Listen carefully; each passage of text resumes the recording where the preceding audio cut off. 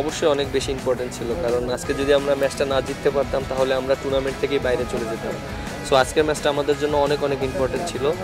আর সত্যি কথা বলতে আমরা যে 5টা ম্যাচ হেরেছিলাম, আমরা চেস করতে যাই হেরেছিলাম, একটা ম্যাচও জিততে পারিনি। সো আজকে যেহেতু চেস করতে পেরেছি, এটা আমাদের জন্য একটা আমি মনে করি একটা মোমেন্টাম।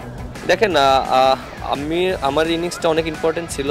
শুধু আমি না, এখানে আমার জায়গায় যদি আরও টপ অর্ডার একটা ব্যাটসম্যান খেলতো, তার ইনিংসটা এরকমই দরকার ছিল টিমের জন্য। কারণ আপনি দেখেন, টপ অর্ডার থেকে একটা প্লেয়ার যদি 70-80 রান করে তাহলে ম্যাচটা ইজি হয়ে যায়। সো তারপরও লাস্টের দিকে অনেক মানে ক্লোজ হয়ে গিয়েছিল।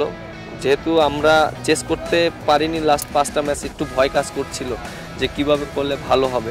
বাট যেহেতু আমরা জিতেছি, আমরা খুব ভালো লাগছে যে এরকম একটা মোমেন্টাম আমরা পেয়েছি। অবশ্যই ম্যাচ জিততে হবে, কারণ আমরা এখনও 100% কনফার্ম করিনি। 3টা ম্যাচের ভিতরে অবশ্যই 2টা ম্যাচ আমাদের খুবই ইম্পর্টেন্ট। Thank you.